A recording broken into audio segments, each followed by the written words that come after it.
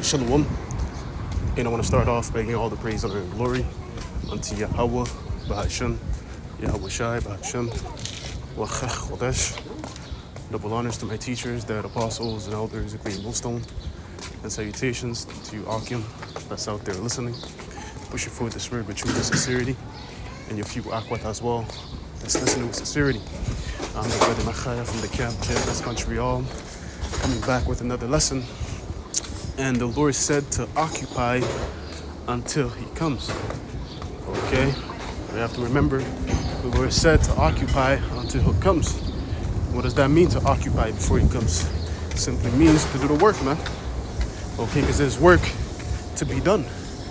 Alright? You know, until the famine of the word comes, well, really, until the Lord comes back, there's still going to be work to be done. Okay? We know the famine of the word is just going to be us transitioning into another stage in this movie, okay, where we're gonna be in the spirit, but regardless, there's still gonna have to be work, because what? Miracles gonna have to be performed, okay, you know, healing people, things of that nature. That's work, bro. You know what I'm saying? So the work is not done until Yahweh Shai comes, man, because that's why the Lord also said in Revelation, the 2nd chapter, you know, to endure until the end. This is Revelation 2 and verse 10. It says, "Fear none of those things which thou shalt suffer. Behold, the devil shall cast some of you into prison, that ye may be tried. And ye shall have tribulation 10 days. Be thou faithful unto death, and I will give thee a crown of life." Okay, so we have to remain faithful unto death, man. Even when, hey, we're faced with the troops in front of us, or in prison, things of that nature, we're still gonna have to maintain our integrity and keep our trust in the Lord, which that's work. Okay, that's faith in work, right? You believe that, you know, hey, if I want to go this, the Lord's gonna come through. So you know what, man? Yeah, you can lock me up, man. You know what I'm saying? So you do your worst, right? That's you putting forth action with your faith, showing that you believe, man. Because scriptures say what? Faith without works is dead. Okay? So, hey, hey, man, you know what I'm saying? You got to occupy, man. Especially now, you know, when it comes to, you know, preaching this gospel. Okay? We have to occupy. We have to do the work. Okay? The Lord said the harvest is plenteous, man. Plenteous. There we go. This is Matthew 9 and verse 37. Then saith he unto his disciples, the harvest truly is plenteous, but the laborers are few. You see, the harvest is plenteous, so therefore, once again, occupy, work, get busy. You know what, matter of fact, man, let's look up the word occupy real quick. Okay?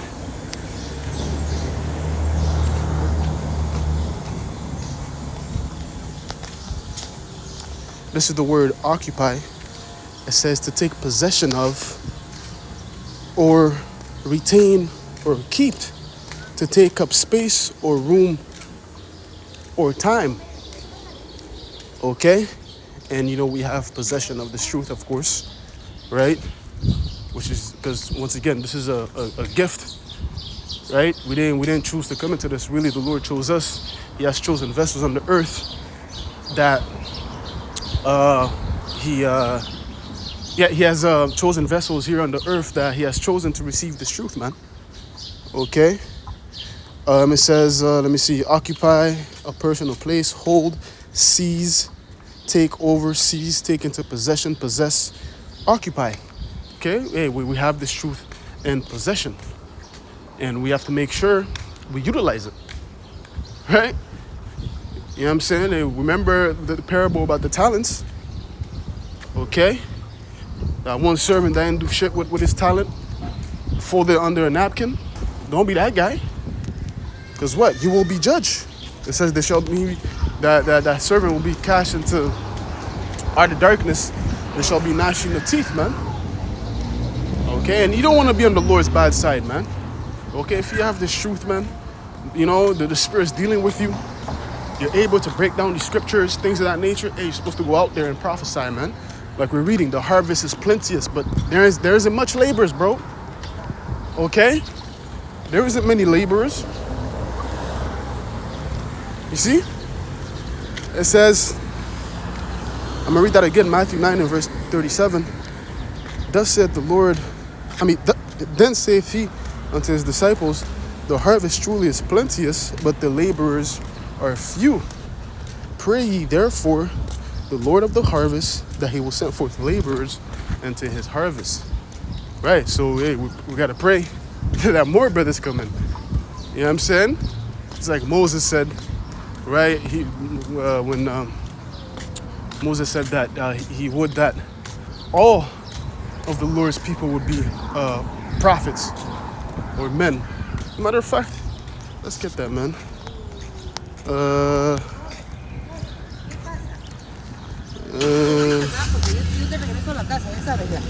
Right here. And Numbers 11 and verse, we'll start at 27, but the point is really at 29. It says, and there ran a young man and told Moses and said, Eldad and Medad do prophesy in the camp. And Joshua the son of Nun, the servant of Moses, one of his young men, answered and said, my lord Moses forbid them. Right, so the spirit was on these two individuals, these two brothers, to prophesy. Okay? But someone came and reported, oh, they're prophesying, you're not allowed to prophesy. Right, Joshua basically said, oh, Moses said to forbid them, but Moses didn't say that. That's why he's going to rebuke them and say this, right here in verse 29. And Moses said unto him, enviest thou for my sake? Would Yahweh Ba'Shem Yahushai that all the Lord's people were prophets, and that the Lord would put his spirit upon them. See? Moses rebuked them. He's like, you know what I'm saying? Why are you envying them for me? You know what I'm saying? I wish that the Lord would make all of his people prophets, man. You know what I'm saying? Because once again, there's work that needs to be done. All right? Like we read, the harvest is plenteous, but the laborers are few. Pray that the Lord brings in more laborers into the harvest, man. Okay? And there's still a lot of the brothers and sisters that has to wake up. Right? Because we always mentioned, there's more of the northern kingdom elect members than of the southern. When referring to the 144. Right? Because there's 3 tribes in the southern kingdom, and then the rest of the 10 in the northern. So there isn't much northern brothers out there prophesying, man. Okay, it's mainly the southern kingdom that's out there doing this thing. So there has to be another great awakening, all right, for more brothers and sisters to come in. You see, that's why, once again, you got to occupy, man.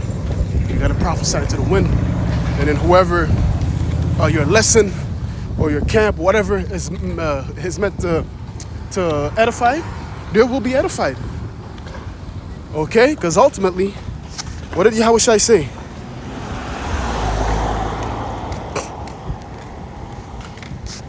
Right here in John 10 and verse 27, it says, my sheep hear my voice and I know them and they follow me. You see, the Lord's sheep is going to hear his voice regardless, man. Whether, you might get discouraged because you don't have much views, you know what I'm saying, or you're alone. You know what I'm saying? Don't be discouraged. Because all these lessons, these camps, you know what I'm saying, you're doing that, that's you putting spiritual treasures in heaven, man. Okay, that's you adding to your spiritual bank account. All right, and the Lord is seeing those works, and it's not going to go unnoticed. You will be rewarded for your labor, for your sacrifice. Because again, this thing, it is indeed a labor, it is indeed a sacrifice. Because you got to take time and study, put things together. And then, we open up the camera and then, whether you go live or record, it takes work and it takes from your time. That's you sacrificing your time, and giving it unto the Lord. That's a form of sacrifice as well, man. Okay? Because scriptures say to present our bodies as a living sacrifice. Let's get that. Romans 12 and verse 1. It says, I beseech you, therefore, brethren, by the mercies of Yahweh, that ye present your bodies as a living sacrifice, holy, acceptable unto the Most High, which is your reasonable service. It's our reasonable service to present our bodies as a living sacrifice, man. Okay? You know what I'm saying? To give time unto the Lord. You know what I'm saying? You know, the Saturday camps, however much time you go out in the highways, man, the lessons, the gatherings of the brethren, to make indoor lessons, to make classes, you know, the fellowshipping, all that, man. That's a form of sacrifice. Okay? Because, you know, we all have, I want to do this, I want to do that. But you got to put those things on the back burner, man. Okay? And prioritize the truth. Occupy. Occupy. Occupy until the Lord comes. Get busy. Show the Lord that, hey, you're about this, man. Because if you don't, if you're not showing the Lord that you want this, He will not reciprocate back. He will not reciprocate the energy. I mean, He will reciprocate the same energy too. That's what I wanted to say. You know, you get what you put in. Right? Scripture said, what? Draw nigh unto Him, and He will draw nigh unto you. Let's get that. You know? The Lord deals with reciprocation. You know what I'm saying? Whatever energy you give, He's going to give the same energy back. So this is James 4 and verse 8. It says, draw nigh unto Yahweh B'Hashem Yahushai, and He will draw nigh to you. Cleanse your hands, ye sinners, and purify your hearts, ye double-minded. You see? The Lord is going to reciprocate the same energy. What you give is what He's going to give. Okay? If you ain't giving time, the only time you give is when you go out in the highways and hedges and, you know, you're barely doing lessons, barely studying, barely watching lessons. Hey, don't expect the Lord to add on to you, man. Okay? The Lord is only going to add on to a servant, a person that's showing dedication, that's showing that, yo, He's really occupying, He's really about this. That's when the Lord's going to add on to you, man. He's not going to add on to you if you're not putting forth the effort, you know? Once again, reciprocation. If you ain't putting no effort, He ain't gonna give you shit.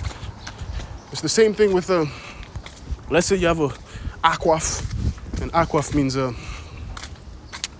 sister, you know, in the Hebrew, but we use that in the term to say, you know, woman, whatever. Let's say you have a woman, right? You know, she's not reciprocating the same energy. Are you gonna fucking simp out and fucking be chasing this bitch looking like a clown? No. You're gonna reciprocate the same shit. Right?